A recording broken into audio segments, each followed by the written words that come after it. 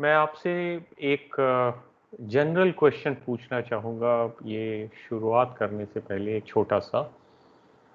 मैं आपसे जानना चाहूँगा कि आपके हिसाब से क्या वजह है, क्या कारण है कि हम जब कर्म करते हैं, तो उसका प्रतिफल या एक्शन का रिएक्शन तैयार होने लग जाता है? उसका रीज़न कोई बता सकते हैं कि क्यों क्यों ऐसा होता है कि जब हम कार्य करते हैं, तो जब हमने ये देखा कि अभी पिछली वाली क्लास में कि बहुत सारे तरीके हैं कर्म के फल को अवॉइड करने के या उसका प्रत्युत्तर ना मिले उसके, बट उस स्थिति से क्यों नहीं बच पाते हैं?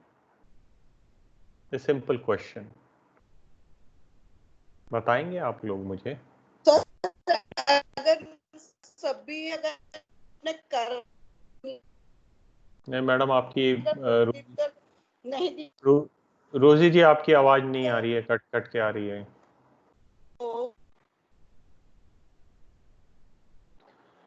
तो आ रही है। नहीं मैडम, आपकी आवाज एक्चुअल में बिल्कुल बहुत ब्रेक होके आ रही है, तो बिल्कुल नहीं सुनाई दे रहा है। कोई और बताएंगे?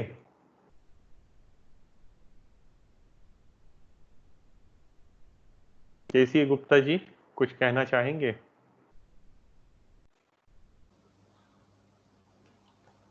सर, हर कर्म का रिएक्शन तो इमीडिएट होता है ना। ये तो केमिकल रिएक्शन है जो मेरे हिसाब से। अगेन अगेन होता है, लेकिन हमने ये कहा कि अगर पिछली क्लास में हमने ये देखा था कि किस तरीके से कर्म किया जाए कि उसका रिएक्शन ना हो, मतलब उसका जो कर्म का जो फल है वो संचित में ना जाए। अब मैं इसके उसी पीछे बात को तो आगे उसी इसके बात पीछे को तो आगे ये है कि कर्म की भावना जो है, कि कर्म के पीछे मोटिव क्या था, यस। वो इम्पोर्टेंट है कि मैंने कर्म किस उद्देश्य से किया। और कोई कुछ बोल रहे थे अभी, पीछे से आवाज आ रही थी। हाँ जी सर, अगर हम सभी इसी ढंग से कर्म करेंगे तो दुनिया में लोगों का संचित ही खत्म हो जाएगा, तो फिर दुनिया कैसे चलेगी? इसलिए शायद हम लोगों का नहीं नहीं दिमाग नहीं, भी ऐसा ऐसा ऐसा नहीं है। इकट्ठे करता है। ऐसा नहीं है। ये गौरव सती जी कौन है? जरा अपना माइक म्यूट रखिए, आपके माइक से बहुत नॉइज आ रही है। ओके, सो मैं आपको एक गीता का श्लोक दिखाता हूँ, उसको जरा देखिए, और वहाँ पूरा रीजन छिपा हुआ है कि क्यों हम ऐसे कर्म करते हैं कि जिनकी रिएक्शन संचित में चली जाती है। तो ये गीता के चैप्टर 2 का 62 श्लोक है। ध्यायतो विषयान पुंसः संगस्तेषु उपजायते संगात संजायते काम कामात क्रोधो अभिजायते। सो बेसिकली बात ये है, भगवान कृष्ण कहते हैं कि कहां से शुरुआत हो रही है कर्म फल जनरेट होने की? तो ध्यायतो विषयान पुंसः, जब विषयों को ध्याते रहते हैं, ध्यान करते रहते हैं, चिंतन करते रहते हैं, तो क्या होता है? पुरुष की उसमें आसक्ति हो जाती है। मेन बात जो क्रक्स है इस सारी समस्या का, कि वो है कि जब हम विषयों का चिंतन करने लगते हैं, विषयों के बारे में बार बार सोचने लगते हैं, तो उसमें इंटरेस्ट जागृत होता है। और अगर मैं इसको थोड़ा सा स्किप भी करूं तो मैं आपको ये बता देता हूं कि अगले जन्म जब होता है, तो प्रॉब्लम ही यही होती है कि हमने पिछले जन्मों के विषयों को, जो कि हम कंप्लीट नहीं कर पाए थे या कुछ रह गए थे, उसकी आसक्ति इतनी भयंकर होती है कि वो फिर दोबारा अगले जन्म तक चले जाते हैं। तो ये श्लोक ये कहता है कि ध्यायतो विषयान पुंसः, विषयों का चिंतन करने वाले पुरुष का क्या होता है? संगस्तेषु उपजायते, उसमें आसक्ति हो जाती है। और अगला क्या है? संगात संजायते कामः, उस आसक्ति से इच्छा, और कामात क्रोधो अभिजायते, और उन आसक्तियों से, उन इच्छाओं से क्रोध उत्पन्न होता है। क्रोध कब उत्पन्न होता है? जब वो इच्छा पूरी नहीं होती है। आपको सबको मालूम है कि क्रोध कब उत्पन्न होता है। क्रोध तब उत्पन्न होता है जब आपने कोई चीज चाही, आपकी कोई आकांक्षा थी, आपकी कोई डिजायर थी, आपकी कोई कामना थी, और आप उसके लिए प्रयत्नशील हैं, और लेकिन आप उसको अचीव नहीं कर पाते हैं, तो क्या होगा? क्रोध उत्पन्न होगा। और जैसे ही आप ये देखिए कि विषय और आसक्ति, और उसके साथ कामना, और कामना के साथ क्रोध, ये लिंक बना हुआ है, और ये पूरा लिंक है जो कि लगातार कर्मों को जनरेट करता रहता है। फर्दर कर्म फल जनरेट होते हैं जो संचित में ट्रांसफर होते हैं। क्यों? क्योंकि विषय की पूर्ति न होने पर क्रोध उत्पन्न होता है। ये मूल है, ये जड़ है, जिस कारण से क्रोध उत्पन्न होता है। उसके बाद भगवान कृष्ण क्या कहते हैं? क्रोधात भवति सम्मोह, सम्मोहात स्मृति विभ्रमा, स्मृति भंशाद बुद्धि नाशो, बुद्धि नाशात प्रणश्यति। अगले श्लोक में कह दिया कि क्रोध से सम्मोह उत्पन्न होता है। सम्मोह का मतलब मोह, और मोह से क्या होता है? स्मृति विभ्रमा। अगर मोह इतना ज्यादा हो जाए तो बुद्धि काम करना बंद कर देती है। ये तक याद नहीं रहता कि ये प्राप्ति के लिए लास्ट टाइम मुझे ये नुकसान हुआ था, तो अब मैं दोबारा उसको ऐसा ना करूं। लेकिन स्मृति विभ्रमा, स्मृति में भ्रम पैदा हो जाता है उस मोह के कारण। और जब स्मृति भ्रमित हो जाती है तो बुद्धि का नाश हो जाता है। जिसने कंट्रोल करना था सब कुछ, उसका नाश हो जाता है। तो ये पूरा सीक्वेंस है जो कि हमें बता रहा है कि फर्दर कैसे कर्म फल जनरेट होते रहेंगे। जब तक विषय होंगे, विषयों के प्रति कामना होगी, कामना के प्रति मोह होगा, मोह से क्रोध है, स्मृति का नाश हो जाएगा, और अल्टीमेटली ये होगा कि जो भी आप कार्य करेंगे वो डिजायर से डायरेक्ट होकर के करेंगे। डिजायर जो कह रहा है उस हिसाब से करेंगे, और आपका टोटल डिटेरियोरेशन चालू हो जाएगा। तो ये, और अगले श्लोक में उन्होंने कह दिया इससे बच सकते हैं। कैसे बच सकते हैं? कि आत्म संयमी बनिए। जो पुरुष राग द्वेष से रहित अपने वश में की हुई इंद्रियों द्वारा विषयों को भोगता हुआ प्रसन्नता प्राप्त करता है, यानी कि इंद्रियों को भोगता है लेकिन राग द्वेष से रहित। जब तक राग और द्वेष से रहित रहेगा तब तक वो विषयों को भोगता भी रहेगा और कोई फर्दर फल जनरेट नहीं करेगा, फर्दर संचित के लिए कुछ नहीं भेजेगा, जब तक आत्म संयमी है। तो ये उन्होंने उसका आंसर भी दे दिया। ऐसे अनेकों उदाहरण रहते हैं जिसको मतलब आप ये देखिए कि कैसे पल पल में ये जो मोह है ये पूरा का पूरा पिक्चर को बदल देता है। उदाहरण के लिए एक कहीं पर मैंने ये किस्सा सुना था कि एक व्यक्ति है जो जिसकी उम्र हो गई है, वो अपने बेटे की सेवा शुश्रूषा कर रहा है, तीमारदारी कर रहा है, क्योंकि वो बीमार है और पूरी जान लगा रखी है उसको उसकी सेवा करने में। और जब वो ये कर रहा था, क्योंकि उसकी पत्नी नहीं थी, वो उसकी सेवा कर रहा था, तो अचानक कहीं जो अलमीरा थी, अलमीरा के ऊपर कुछ कागज रखे हुए थे, वहां कागज से कागज उड़ता हुआ आया और आकर के गिरा और उस कागज में क्या लिखा हुआ था कि मैंने आपसे एक बात छुपा रखी थी, ये बेटा आपका बेटा नहीं है। Now imagine what will happen. एक जो निरीह प्राणी जो बीमार है, जिसको सेवा की आवश्यकता है, और जैसे ही वो मोह समाप्त हुआ, पहले मोह के वशीभूत होकर के वो उसकी सेवा कर रहा था, और जैसे ही मोह समाप्त हुआ तो क्या होता है, अरे मरने दो, मेरे को क्या लेना था।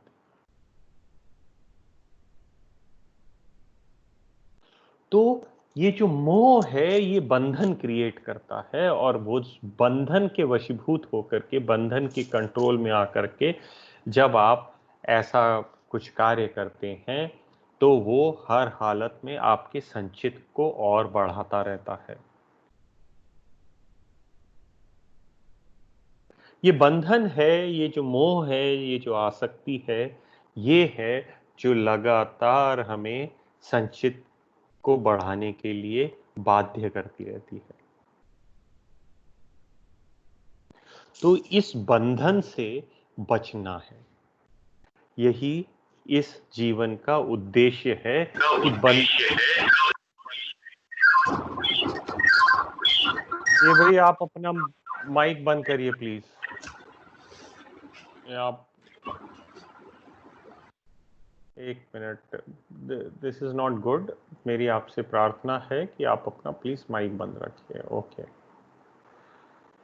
सो वेयर वाज आई? ये आपको स्लाइड दिख रही है ना? जी सर। हाँ, ओके। सो बेसिकली जो मैं आपको बताना ये चाह रहा था कि मोह है जो कि हर चीज की जड़ है, हर, और मोह का भी मूल क्या है? इंद्रियां हैं, मन है। मन और इंद्रियां मिलकर के हमारे इस पूरे प्रोसेस को कंट्रोल किए हुए हैं। तो इस बंधन को पहचाने और हम आगे कोशिश ये करें कि किसी तरह से इस बंधन से मुक्त रहें और आगे की यात्रा करते रहें बिना संचित को बढ़ाए हुए। ओके, सो ये था थोड़ा सा जो मैं आपको ये बताना चाहता था कि इसकी महत्ता क्या है, राइट? अब इसी को मैं थोड़ा सा और आगे बढ़ाता हूं। जब ये बात होती है कि हम पृथ्वी पर किस लिए हैं, आप अगर ये देखें, ये हमारी ऊर्जा जो है, जिस ऊर्जा के मिलन से जीव की उत्पत्ति हुई है, वो दो तरह की ऊर्जाएं मैं आपको दिखा रहा हूं। एक ऊर्जा है जो सदा व्यक्ति को ऊपर की तरफ ले जाती है, नॉट व्यक्ति, एनीथिंग उसको ऊपर की तरफ ले जाती है, जैसे कि मोमबत्ती की लौ है। और एक ऊर्जा है जो पानी की बूंद की तरह है, जो कि हमेशा नीचे की तरफ ले जाती है। आप इसको चाहे तो काइनेटिक एनर्जी बोलिए, इसको पोटेंशियल एनर्जी बोलिए, या ऊर्ध्वगामी ऊर्जा बोलिए, अधोगामी ऊर्जा बोलिए, इसको चाहे दी फायर ऑफ कॉन्शियसनेस बोलिए, और इसको ग्रेविटेशनल फोर्स बोलिए, anything you can call it, but these are the two basic energies or the forces which are on the earth. जब भी ऊर्जाओं की बात होती है, इन दो की होती है, और ये जो दो ऊर्जाएं हैं, ये हैं, हम जिसको बोलते हैं शिव और शक्ति, पुरुष और प्रकृति, शिव और पार्वती, कुछ भी बोल लीजिए। ये वो दो ऊर्जाएं हैं जिनके मिलन से प्राणी की उत्पत्ति होती है। और अगर इन ट्रायंगल्स के डायरेक्शन को आप देखें तो आप इसको देख सकते हैं कि एक डायरेक्शन है जो ऊपर ले जा रही है, और दूसरी डायरेक्शन है जो नीचे ले जा रही है, जो कि आपको इस पृथ्वी से बांधने की चेष्टा करती है, बांधने की कोशिश करती है। इसीलिए अगर आपको ध्यान हो, जब हमने पिछली बार बात की थी, इसको बोलते हैं हम धर्म का त्रिकोण, और हम इसको बोलते हैं काम का त्रिकोण। क्योंकि ये जो काम है ये हमें इस पृथ्वी से बांधता है, इस शरीर से बांधता है, और ये जो धर्म का है ये हमें इससे ऊपर उठाता है। इन दोनों को आप भली भांति समझ लीजिए, क्योंकि इस कुंडली में भी बार बार इसी की चर्चा होगी, धर्म और काम। और इनफैक्ट जब हम बात करते हैं कि धर्म और काम मिल जाते हैं तो क्या होता है, ये बन जाता है। और जो हमारी कुंडली है एक्चुअली,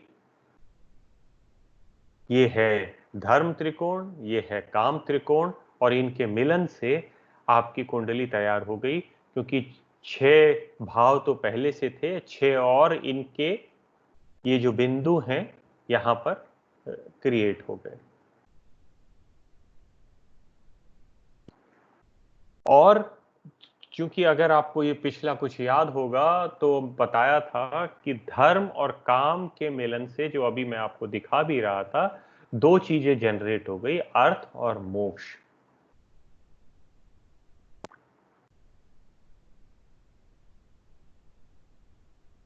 तो पूरी की पूरी डिपेंडेंस जातक के ऊपर है, नेटिव के ऊपर है, आपके और हमारे ऊपर है कि हम धर्म और काम के सम्मिश्रण को किस दिशा में ले जाना चाहते हैं। मात्र अपना सोचना चाहते हैं और स्वतंत्र इच्छा शक्ति को प्रयोग करके पूरा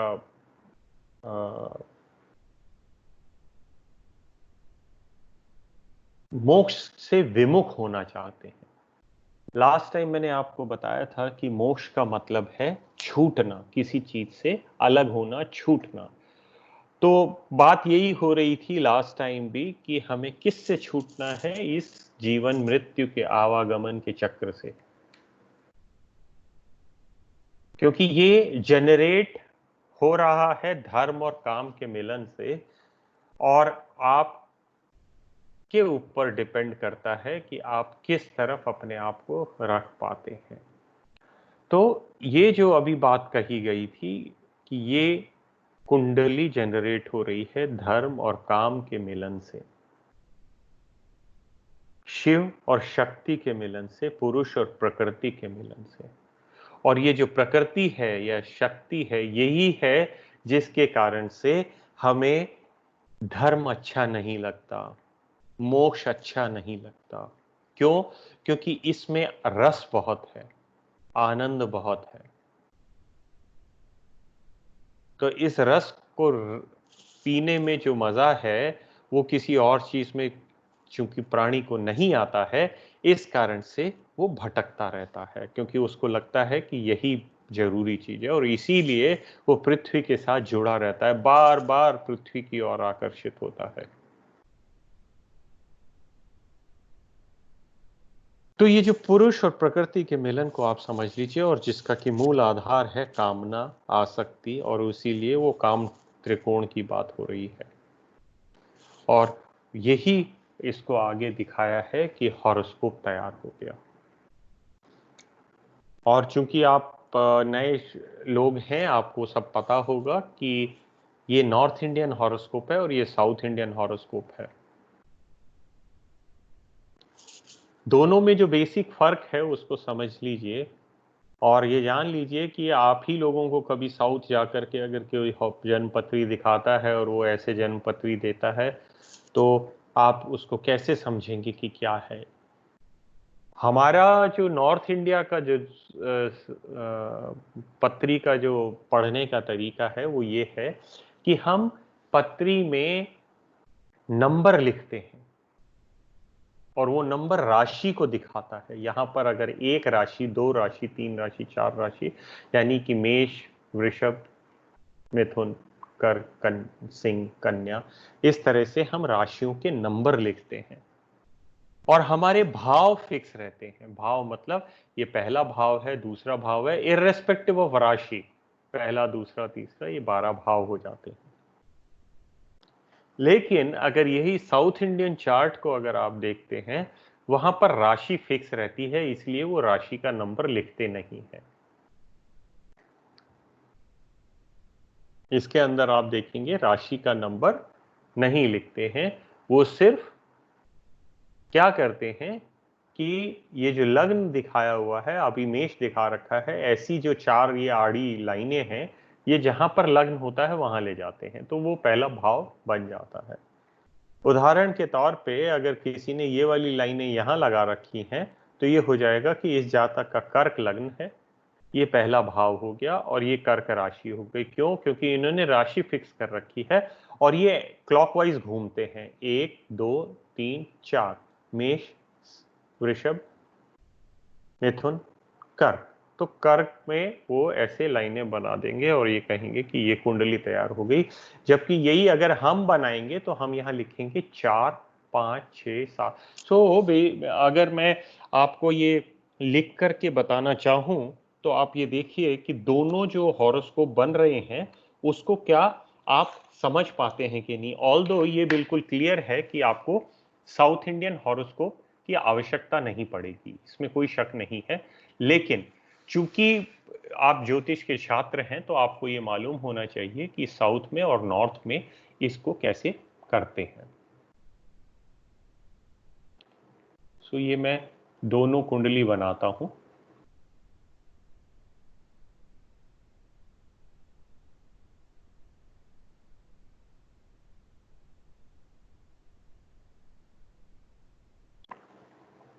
और मैं बनाता हूं कर्क लग्न की कुंडली। तो हम ये कहेंगे कि ये कर्क हो गया, 4 5 6 7 8 9 10 11 12 1 2 3 4।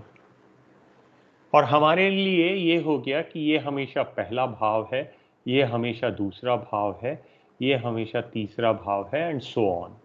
और हम इसमें इस तरह से यात्रा कर रहे हैं। यही मैं साउथ इंडियन में कुंडली बनाऊं तो मैंने जैसे कहा कि वहां राशियां फिक्स हैं, ये मेष है, ये वृषभ है, ये मिथुन है और ये कन्या है। तो मैं यहां पर ये वाला निशान बना दूंगा, इसका मतलब ये हो गया लग्न। और जैसे ही जहां पर मैंने लग्न दिखाया, तो ये हो जाएगा कि एक पहला भाव, दूसरा भाव, तीसरा भाव, लिखने की कोई आवश्यकता नहीं है, इस तरह से हो जाता है। ये sir south Indian. Screen share नहीं हो रही आपकी। यार पहले बोलना था, बहुत सारी बातें बोल दी, I am so sorry. Okay, तो फिर मेरे को ये तो दोबारा बनाना पड़ेगा, अगर बिना स्क्रीन शेयर के बात हो गई है तो। ओके, दोबारा बनाता हूँ मैं। Right, so please look at this again. So ये एक हॉरोस्कोप बना रहा हूं सिंह के हिसाब से। अभी तो हो रही है ना जी? आप अगर कभी भी थोड़ा सा डाउट हो कि कुछ स्क्रीन शेयर नहीं हो रही है तो बता दीजिए। तो अभी मैंने ये कहा कि अगर मान लो मैं सिंह लग्न की कुंडली बनाता हूं, तो मैं यहां लिखूंगा 5 6 7 8 9 10 11 12 1 2 3 4। तो ये हो गई राशि। लेकिन जो भाव है वो फिक्स है। भाव मैं कहूंगा कि ये हमेशा पहला भाव है, ये हमेशा दूसरा भाव है, ये हमेशा तीसरा भाव है, ये हमेशा चौथा भाव है, जो मैं लिखता नहीं हूं। भाव नहीं लिखता हूं क्योंकि भाव फिक्स है, सिर्फ राशि चेंज होती है, उसको लिखता हूं। अब साउथ में क्या होता है? साउथ में वो लोग क्या करते हैं कि सिर्फ इस कुंडली पे कोई अक्षर नहीं लिखते, सिर्फ लग्न दिखाते हैं। तो अगर 5 नंबर ये है। अच्छा, एक और जो चीज हमने देखी कि यहाँ पर इस तरह से मूवमेंट होता है, और वेयर एज इसके अंदर ऐसे होता है। यानी कि उनकी जैसे राशि फिक्स है, तो यहाँ मेष हो गई, वृषभ हो गई, मिथुन, कर्क और सिंह, तो वो यहां पर ये निशान बना देंगे। तो ये हो गया लग्न। और अब इसके बाद कुछ लिखने की जरूरत नहीं है, क्योंकि इसका मतलब ये हो गया कि यहां पर ये पहला भाव हो गया, ये दूसरा भाव हो गया, ये तीसरा भाव हो गया, ये चौथा भाव हो गया। मतलब भाव फिक्स है, तो फिक्स नहीं है, रोटेट कर रहे हैं, राशि फिक्स है। दोनों में मात्र ये फर्क है कि यहां राशि फिक्स है और यहां भाव फिक्स है। सर इसका मतलब ये मेष राशि ऊपर से स्टार्ट होगी इसमें? हमेशा साउथ इंडियन में ये मेष है, हमेशा। अच्छा अच्छा, हाँ, ठीक। फिर उसके बाद ये टॉरस हो गया, ये जेमिनाई हो गया, ये कैंसर हो गया, ये लियो हो गया। तो इस तरह से ये राशि फिक्स रहेगी, भाव बदलेगा, और भाव बदलेगा इस हिसाब से कि कहां पर आपने लग्न दिखाया है। So this was basically from the point of view of theory that you should know that how a South Indian horoscope is represented while how a North Indian horoscope is represented. तो ये दोनों में basic difference है कि एक में भाव fix है और एक में राशि फिक्स है। एक चीज और भी है सर, दोनों में क्लॉकवाइज और एंटी क्लॉकवाइज भी है। करेक्ट। सो एक में क्लॉकवाइज है और एक में एंटी क्लॉकवाइज है। और अगर आप ये देखिए कि अगर आपने कोई स्क्रू देखेंगे, तो जब स्क्रू को आप क्लॉकवाइज करते हैं और एंटी क्लॉकवाइज करते हैं, तो आप बताइए क्या होता है। When you rotate the screw anti clockwise, what happens? खुलता है सर, स्क्रू खुलता जाता है। तो मतलब दोनों के सोचने में एक बेसिक डिफरेंस आ गया कि हम बोलते हैं कि कुंडली का विश्लेषण करके हम जीवन की गुत्थियों को खोल रहे हैं। और दूसरे ढंग से देखा जाए तो हम ये बोल रहे हैं कि जीवन की जो घटनाएं हैं उनके साथ मिलकर के हम उसको उसमें सामंजस्य स्थापित कर रहे हैं। सो उस चीज के अलावा इम्पोर्टेंट बात जो आपने यहां पर देख ली है कि यहां क्लॉकवाइज एंटी क्लॉकवाइज, और एक में राशि फिक्स है और एक में भाव फिक्स है। And this was purely from the theoretical angle that you should know the basic difference between a South Indian horoscope and a North Indian horoscope. तो कल को अगर आपके सामने साउथ इंडियन हॉरोस्कोप आता है, क्योंकि हमें आदत नहीं होती है उसको देखने की, तो आप इमीडिएटली उसको नॉर्थ इंडियन हॉरोस्कोप में कन्वर्ट कर सकते हैं और उसको आप अपने हिसाब से, क्योंकि आप आंखों को और दिमाग को वो आदत पड़ जाती है कि उसी तरह से उसको देखने की, तो वहां पर उस हिसाब से उसको देखना। So this was about the north Indian south Indian horoscope, as well as what was being discuss earlier was कि हम जो कुछ भी है वो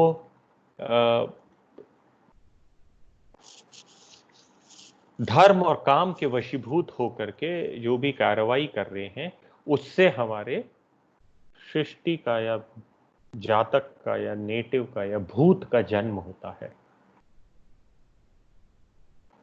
so that was again something which was important, और उसको आप अवश्य याद रखिए ताकि बेसिक कॉन्सेप्ट्स आपके क्लियर रहें, क्योंकि इसकी बार बार जरूरत पड़ सकती है। अब इसके बाद चूंकि कर्म और इसके बारे में चर्चा चल रही है, तो ये चर्चा लगातार अभी चलती रहेगी। तो इन द मीन टाइम एक मैं छोटा सा टॉपिक ले लेता हूं विच इज डिफरेंट फ्रॉम कर्म थ्योरी, और मैं ये चाहता हूं कि आप उसको जस्ट नोट कर लीजिए, because as beginner in astrology you must know कि ये होता क्या है। और ये टॉपिक है स्कंद त्रय और स्कंद पंच। बेसिकली जब बात आती है कि हम ज्योतिष पढ़ रहे हैं, और ज्योतिष क्या है कि ज्योतिषम सूर्यादि ग्रहणाम बोधकम शास्त्रम, सूर्य आदि ग्रहों को समझने का जो ज्ञान है वो है ज्योतिष। और ये कहा जाता है कि जो ज्योतिष है उसके 3 स्कंद हैं, 3 ब्रांचेस हैं। वो कौन कौन सी हैं? सिद्धांत, होरा और संहिता। सिद्धांत को गणित भी कहते हैं। तो क्या कहा कि सिद्धांत, होरा और संहिता। तो आपको ये मालूम होना चाहिए कि अगर कोई बोलता है कि सिद्धांत की बात हो रही है तो सिद्धांत का मीनिंग क्या है, होरा का मीनिंग क्या है, संहिता का मीनिंग क्या है। तो जब, और उसके साथ मैंने सिद्धांत के साथ गणित भी लिख दिया, तो उससे तो आपको वैसे ही क्लियर हो जाना चाहिए कि सिद्धांत का मीनिंग क्या है। सिद्धांत का मीनिंग है दैट कैलकुलेशन पार्ट, प्लेनेट की पोजीशन है उसका part, astronomy is part of सिद्धांत। सो अगर आप इसको देखते हैं कि वैसे सिद्धांत के 18 ग्रंथों की चर्चा होती है, लेकिन यहाँ पर सिर्फ जो वराहमिहिर ने जिनको बहुत इंपॉर्टेंस दी थी, वराहमिहिर का नाम मैं अगेन आपको बता दूं कि जब पुराने वैदिक काल में जब जब ऋषियों की बात होती है जिनका ज्योतिष से संपर्क है, उसके बाद जो अगर मॉडर्न टाइम का जो सबसे पहले ज्योतिषी की बात होती है वो है Varahamihira. Varahamihira is considered to be the first astrologer of this time. जब से पठन पाठन लेखन शुरू हुआ है तब से वराहमिहिर का नाम आता है। तो he is the father of astrology, क्योंकि उन्होंने शुरुआत की, उससे पहले तो ऋषियों की परंपरा थी। तो वराहमिहिर की किताब में बात आती है पंच सिद्धांतिका। तो उसमें 5 सिद्धांतों का, या जो 5 मैथमेटिकल और एस्ट्रोनॉमी से रिलेटेड ग्रंथों का जो जिक्र किया है वो है सूर्य सिद्धांत, पॉलिश सिद्धांत, रोमक सिद्धांत, वशिष्ठ सिद्धांत, पितामह सिद्धांत। सो ये 5 सिद्धांतों की चर्चा हुई है उसके अंदर। इनफैक्ट आज की डेट में अधिकतर सिद्धांतों का पूरा टेक्स्ट अवेलेबल भी नहीं है। सूर्य सिद्धांत का फिर भी कुछ मिल जाता है, और अगर उन ग्रंथों को देखोगे तो वहाँ पर उन्होंने बिल्कुल क्लियर एस्ट्रोनॉमिकल कैलकुलेशंस उसके अंदर दी हुई है। Even today people will be surprise that वो, मतलब जो आज की डेट में जो दूरबीन और उनको लगा करके जिस तरह से इनकी गणना की गई है, उस तरह से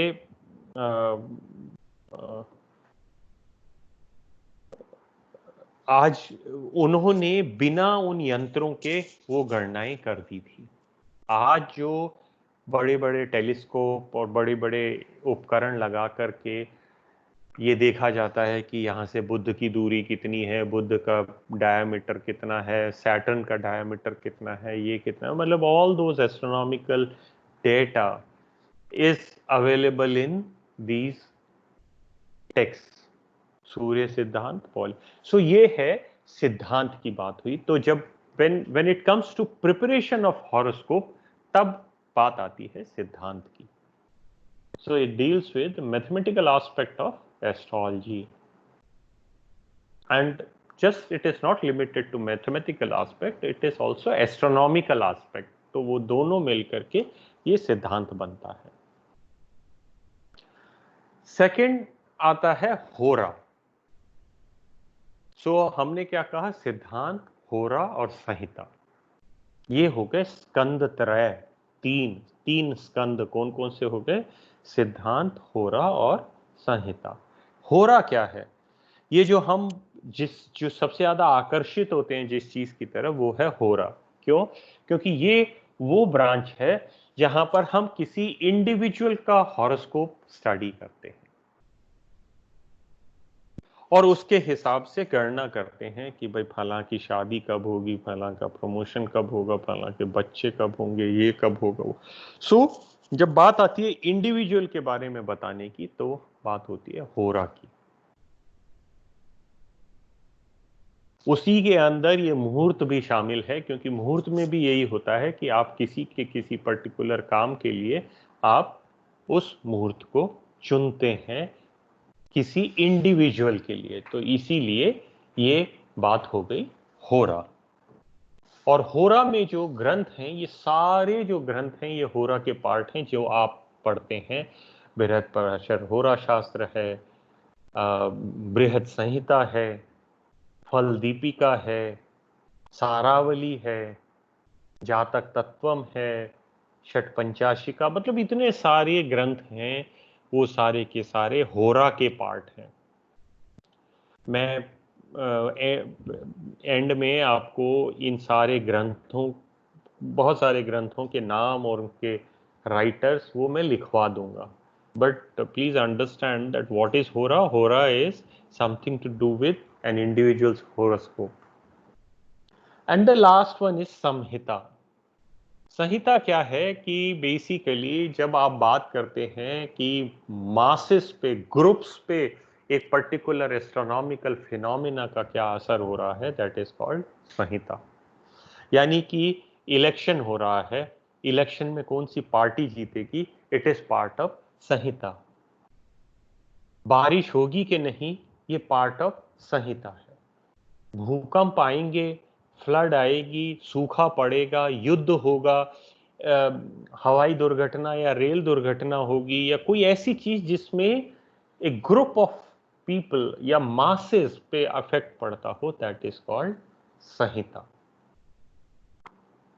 इसी में वो सब शामिल है कि हम वर्ष कुंडली बनाते हैं, मतलब जब चैत्र शुक्ल प्रतिपदा की कुंडली बनाते हैं और उसके बेसिस पे भारतवर्ष का या बाकी देशों का पूरे साल भर का भविष्य बताते हैं।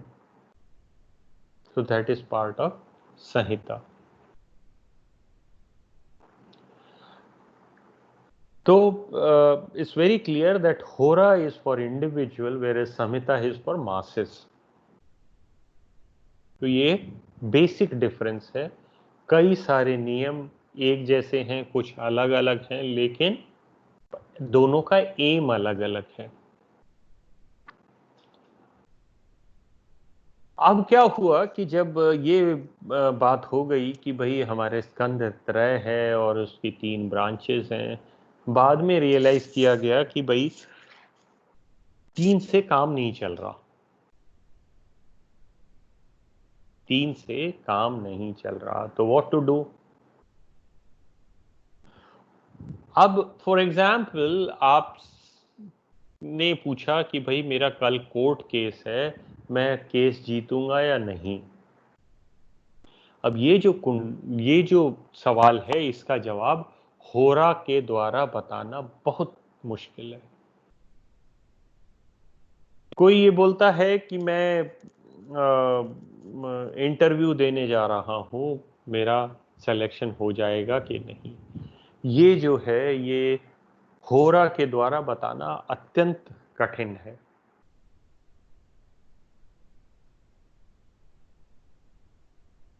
तो उसके लिए क्या किया जाए? कोई कहता है कि भाई मेरी ये वस्तु चोरी हो गई है, अब मिलेगी कि नहीं। होरा के द्वारा बताना बहुत मुश्किल है, बहुत ज्यादा, क्योंकि आप उस हॉरोस्कोप में आपको बहुत मुश्किल होगी इस बात की गणना करने में। तो हमारे ऋषियों ने कहा कि ओके ठीक है, स्कंद त्रय को आप स्कंद पंच कर दीजिए, 2 और ब्रांचेस ऐड कर लीजिए। वो ब्रांचेस कौन कौन सी हैं उसको देख लेते हैं और उसको समझ लेते हैं। सो जो चौथी ब्रांच उन्होंने कही वो है हॉररी, प्रश्न। अब आप देखिए कि प्रश्न है क्या। आप देखिए, जब जातक पैदा होता है, कोई बच्चा पैदा होता है, तो उस समय की जो ज्योतिषीय गणना की जाती है उसमें देखा जाता है कि उस समय पे कौन से ग्रह कहां कहां पर हैं, और उसके हिसाब से कुंडली बनाते हैं, और वो कुंडली उस बच्चे को जीवन भर के लिए गाइड करती है। अब दूसरी परिस्थिति देखिए कि जब ये जो हॉररी में किसी जातक के मन में कोई प्रश्न उठा कि मेरी वस्तु चोरी हो गई है, मैं इंटरव्यू देने जा रहा हूं, मैंने वीजा के लिए अप्लाई किया है, मैं जिसका उसको आंसर अधिकतर हाँ या ना में ही चाहिए कि हो जाएगा कि नहीं, ऐसा होगा कि नहीं, क्या ये संभव है कि नहीं। तो मतलब इस तरह के जो सवाल हैं उनके जवाब देने के लिए हमें आवश्यकता पड़ती है प्रश्न की। और उसमें क्या होता है कि जिस समय आपके मन में प्रश्न आया उसकी उतनी इंपॉर्टेंस नहीं है। इंपॉर्टेंस इस बात की है कि किस समय पे आपने ज्योतिषी को वो प्रश्न जो पैदा हुआ वो उसको दिया, ज्योतिषी को दिया। यानी कि उस प्रश्न का पैदा होने का समय हो गया जब आपने वो प्रश्न ज्योतिषी को बताया।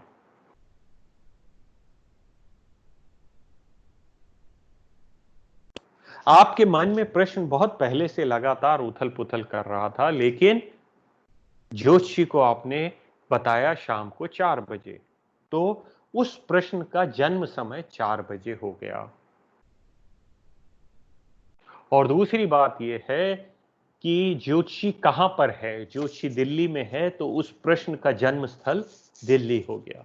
इट इज एग्जैक्टली सेम जो कि आपके किसी चाइल्ड के बर्थ पे होता है। बच्चे के जन्म पे क्या होता है कि बच्चा जब तक माँ के गर्भ में है, माँ के मतलब वो पैदा भी हो गया है लेकिन अभी नाल नहीं काटी गई है, तब तक वो पैदा हुआ नहीं माना जाता। पैदा कब होता है? जब वो इंडिपेंडेंट हो जाता है, माँ से अलग हो जाता है और अपना एक एग्जिस्टेंस खुद का उसका अपना हो जाता है। और कुंडली उस समय की बनती है जब नाल काटी जाती है और जब वो बच्चा पहली बार रोता है, द फर्स्ट क्राई।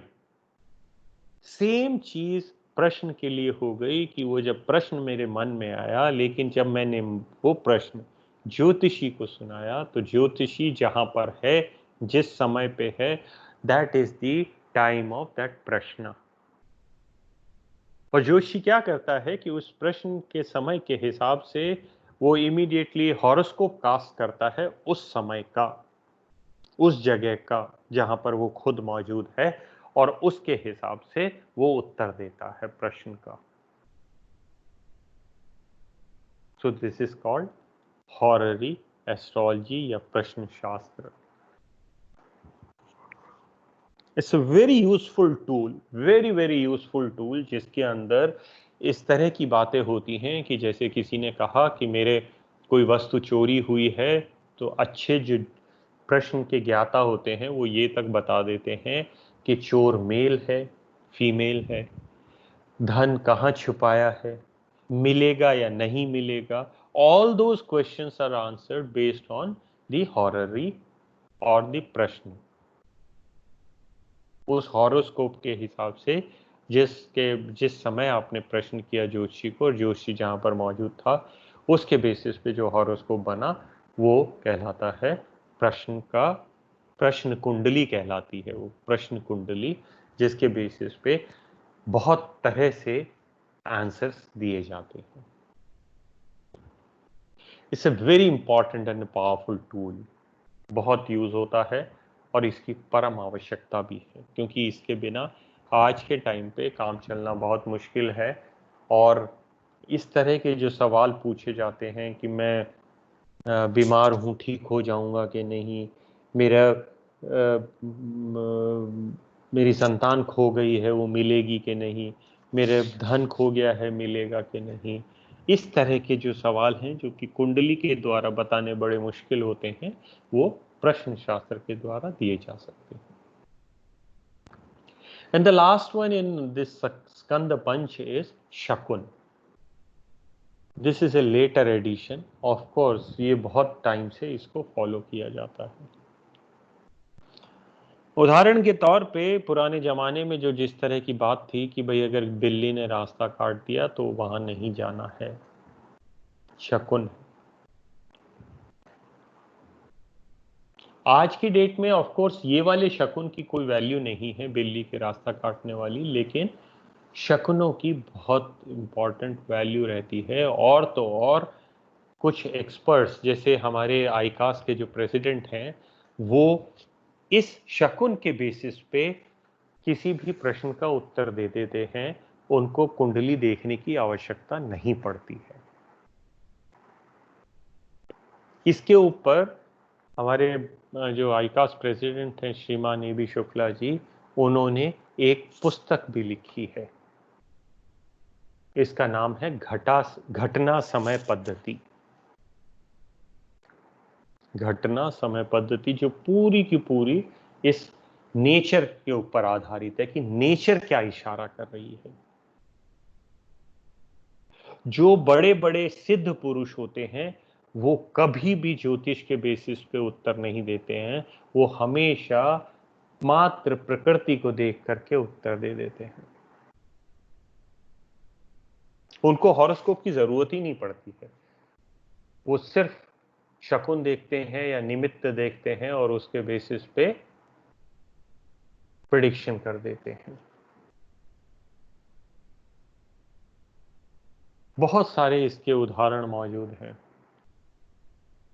हम लोगों को काफी प्रैक्टिस करवाई जा रही है इस चीज की कि हम घटना समय पद्धति के अनुसार या शकुन के अनुसार या निमित्त के अनुसार उत्तर दे सकें किसी भी प्रश्न का।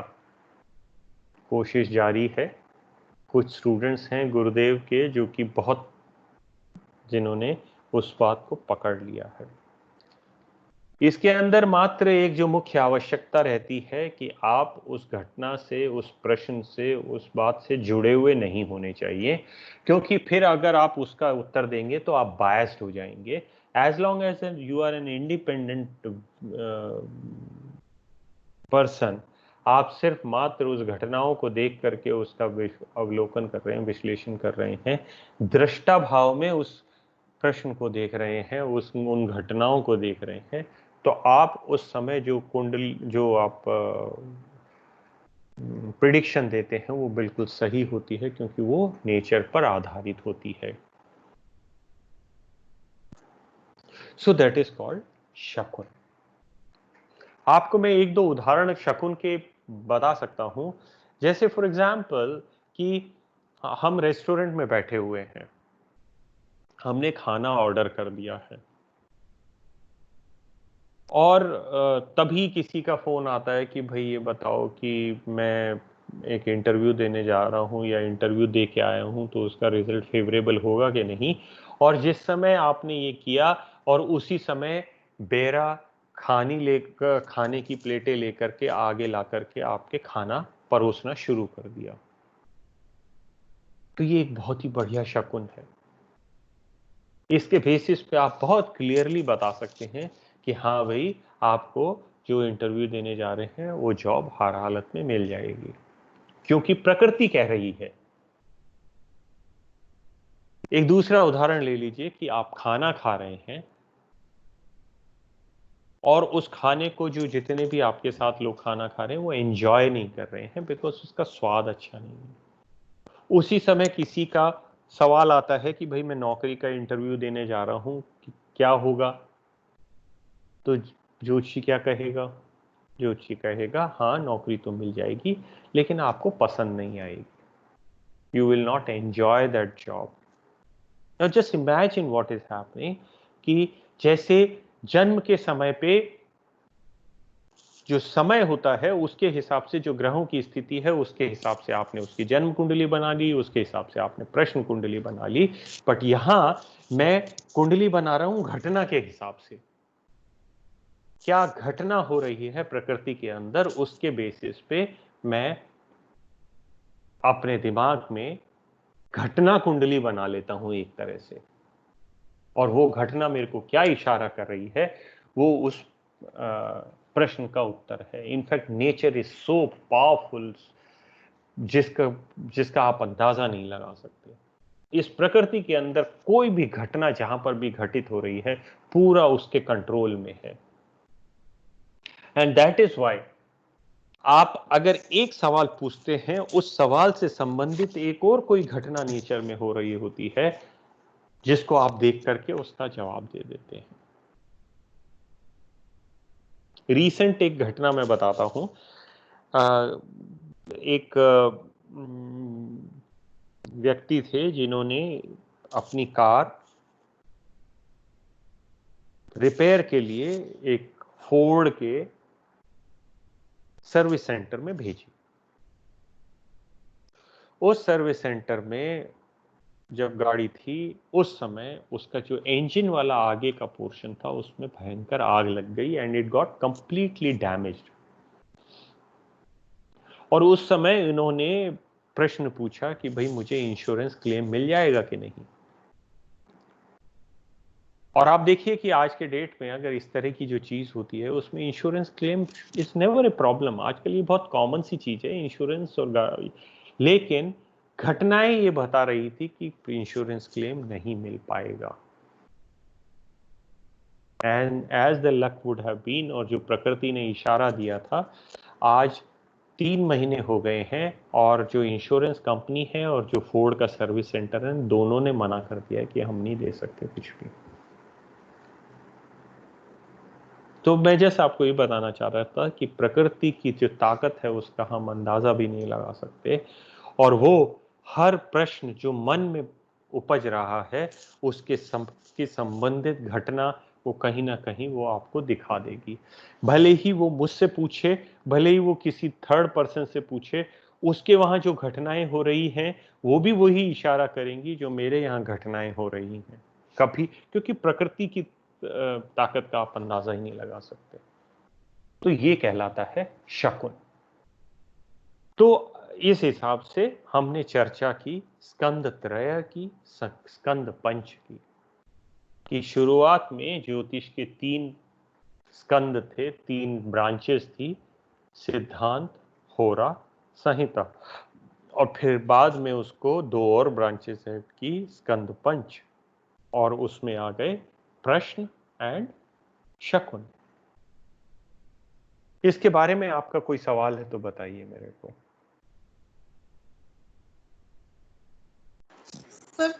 सर एक मिनट, एक एक करके जो महिला सवाल पूछ रही है पहले उनको पूछ लेने दीजिए, उनकी आवाज पहले। इंट्यूशन से भी कुछ लिंक है?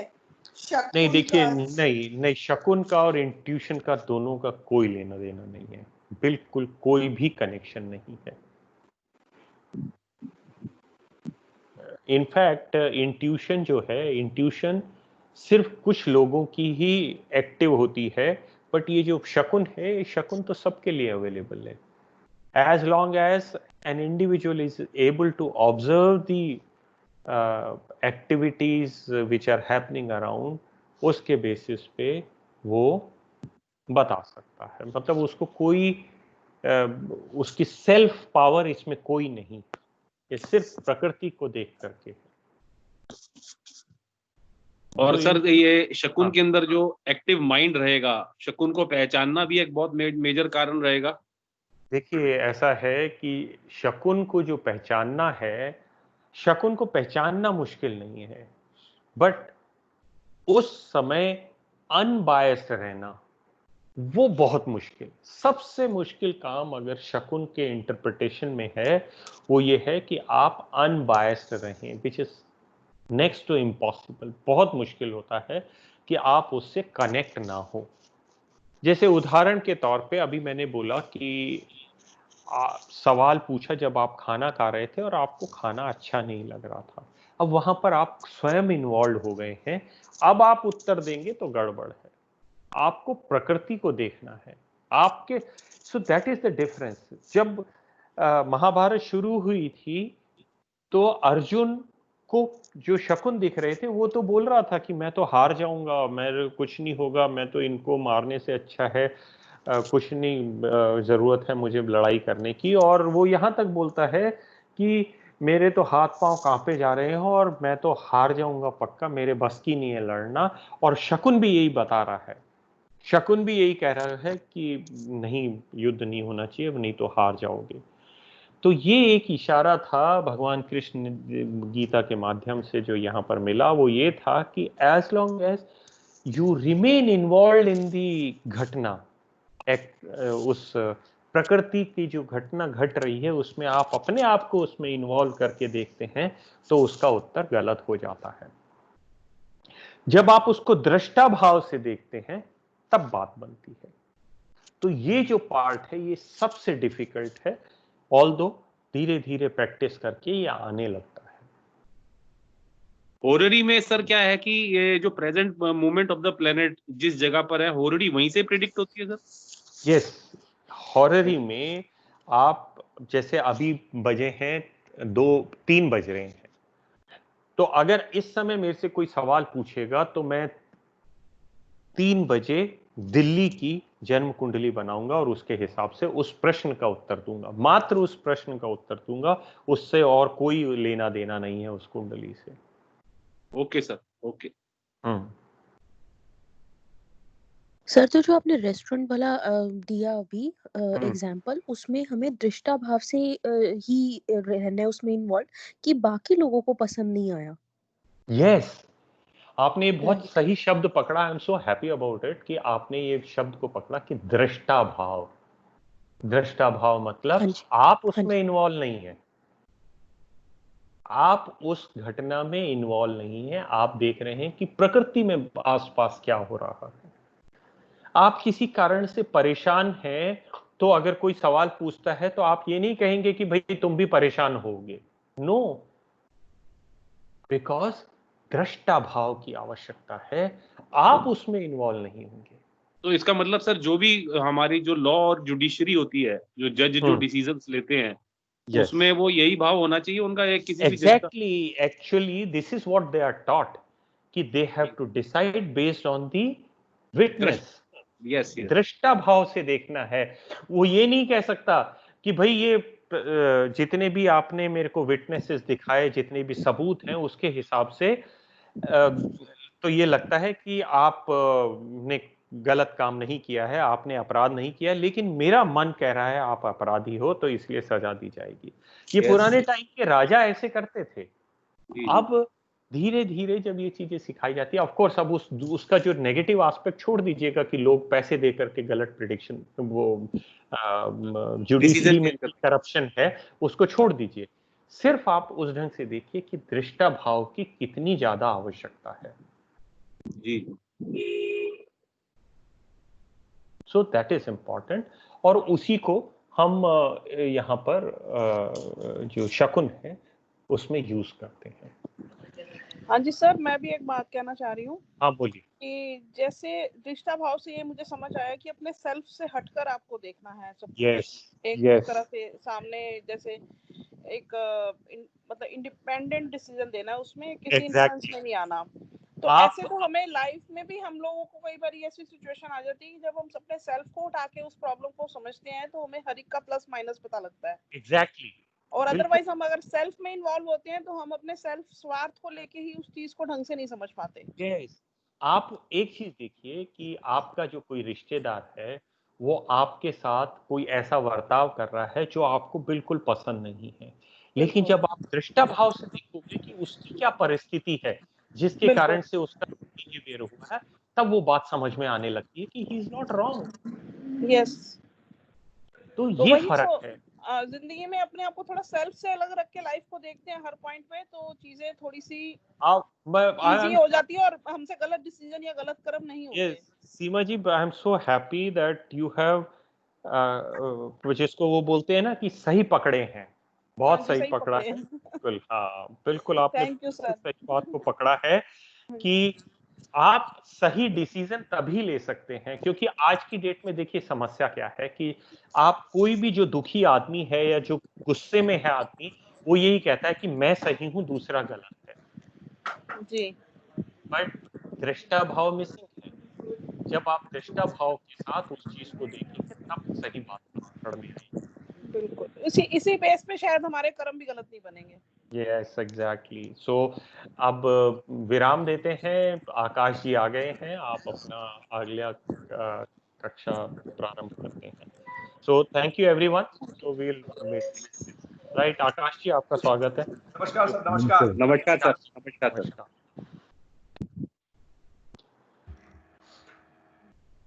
सर नमस्ते। नमस्कार जी। नमस्कार सर। नमस्कार।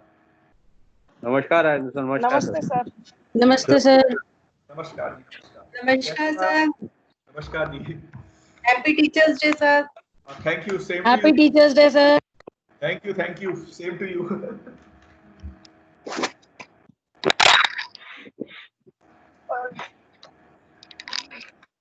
शुरू करें?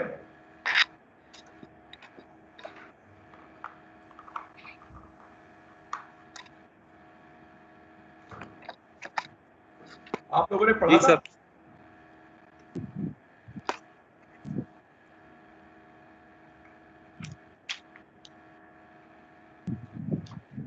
हाँ सर, करिए तो पढ़ाई।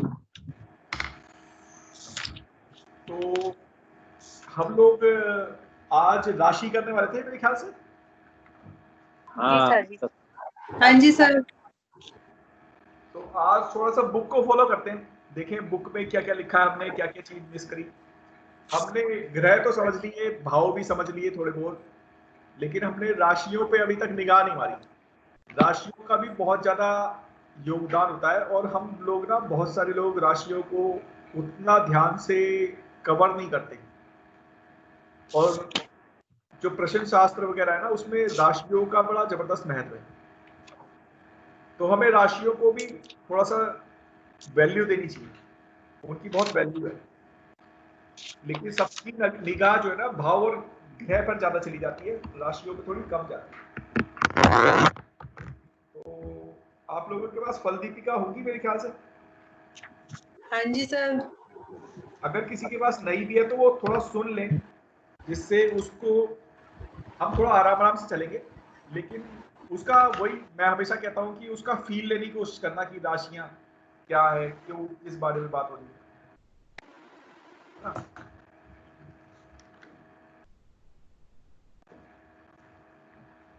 तो शुरुआत करते हैं। आपने सर सिंह राशि के बारे में कुछ बता दिया था। मैंने थोड़ा बहुत सब राशियों के बारे में शुरू वाले दिन बताया होगा, पहले देख और लो। सिंह के बाद आगे नहीं हम बढ़े थे उसमें। कोई नहीं, जैसे शुरुआत आपने से बताया था करते हैं। किसी भी उसकी अभी मानसिक स्थिति। अभी शुरुआत से कराने दीजिए ललित जी प्लीज। हाँ सर, शुरुआत से कराने दो। आज ओके शुरू सर। से कर रहे हैं, शुरू से कर रहे हैं, जिससे कि आप सब लोग जो बीच में थोड़े ऊपर नीचे होंगे वो सब बराबर आ जाएंगे, है ना?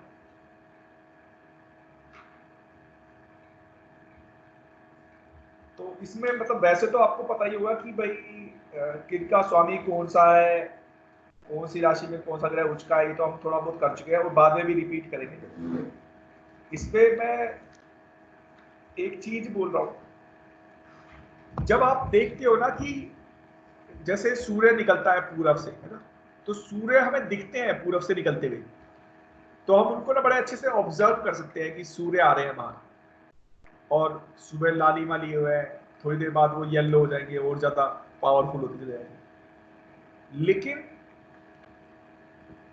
हम राशियों के बारे में थोड़ा कम ऑब्जर्व करते हैं।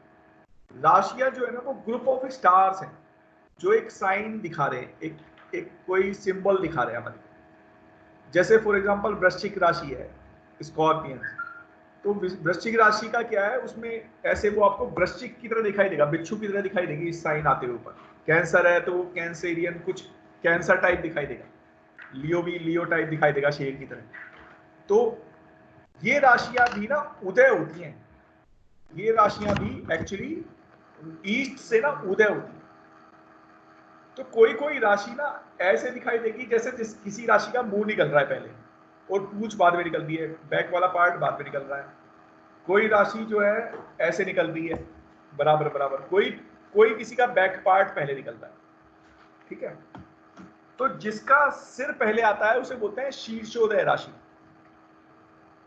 और जिसका मुंह पहले आता है, जिसकी पीठ पहले आती है, उसको बोलते हैं पृष्ठोदय।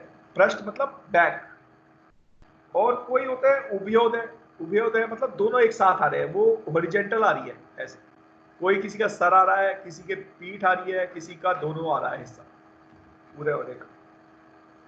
तो पृष्ठोदय राशियां जो है वो बेसिकली आपकी मेष राशि है, वृष है, कर्क है, मकर है और धनु राशि है। शीर्षोदय राशि में सिंह, कन्या, तुला, वृश्चिक और कुंभ है।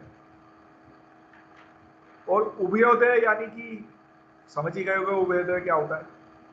तो मिथुन है, सिंह है और मीन है, ये तीन राशियां जो है उभयोदय।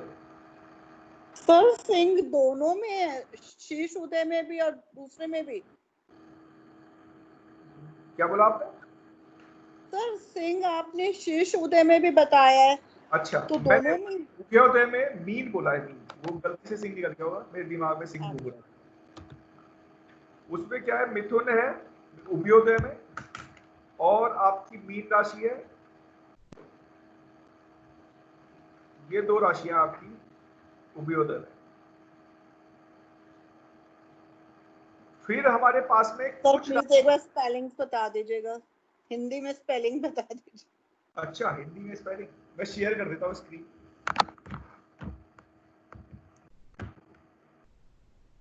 ये बुक में आपको वैसे मिल जाएगी, देखने में आ जाएगी, लेकिन फिर भी मैं कर देता हूँ। सर अभी फल दीपिका नहीं है, एमएन केदार जी की है। कोई बात नहीं, सब में सेम बात लिखी हुई है। ओके। अगर आपको एमएन केदार से करनी है तो एमएन केदार जी को आप मेरे को वो शेयर कर सकते हो, या आप रीडिंग कर सकते हो, मैं उसको एक्सप्लेन कर सकता हूँ, ठीक है, जैसे भी आपको कंफर्टेबल है। दोनों में सेम बात लिखी है। सर इसमें तो इसमें एमएन केदार में तो बहुत छोटा सा पार्ट दिया हुआ है सर। हाँ, वो बहुत छोटे छोटे पार्ट्स हैं, तो वो थोड़ा उनमें थोड़ा कंसाइज। असेंडेंट, लगन, राइजिंग साइन और उदय राशि, दिस बिकम्स द असेंडेंट, बस इतना ही लिखा हुआ है सर। दोबारा बताना, क्या बोला आपने?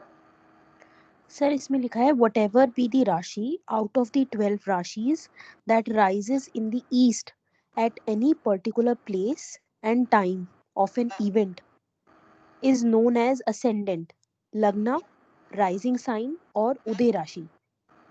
वो उन्होंने असेंडेंट के बारे में बता रखा है, या राशियां जो उदय हो रही है। हाँ, तो सही बात है उनकी। मतलब वही कह रहे हैं कि जो अगर वो उस वक्त का जातक उस वक्त पैदा हो रहा है, तो ईस्ट में जो राशि निकल रही है वो लगन राशि हो गई, उसी को आप लगन बोल रहे हो, उसी को असेंडेंट बोल रहे हो, इस तरह से वो बोल रहे हैं। आपने नेम्स बताया ना अभी, जैसे हेड से शीर्ष उदय राशि, ये सब नहीं मेंशन उसमें होगा जरूर। आप राशियों के प्रकार देखना, उसपे टाइप्स ऑफ साइन देखना, तो सर ये चैप्टर 2 का 2.3 है, राशियों के गुण धर्म। ठीक है केदार में। नहीं, फल दीपिका में सर कौन से पेज पर आई? फल दीपिका में पेज नंबर 22।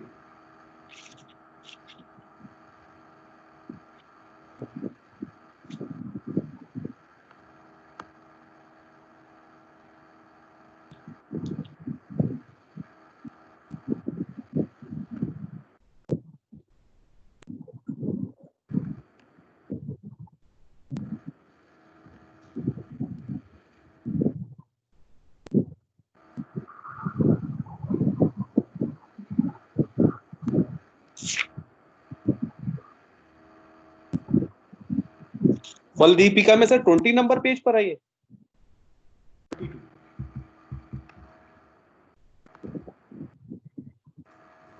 22 नंबर पेज पे।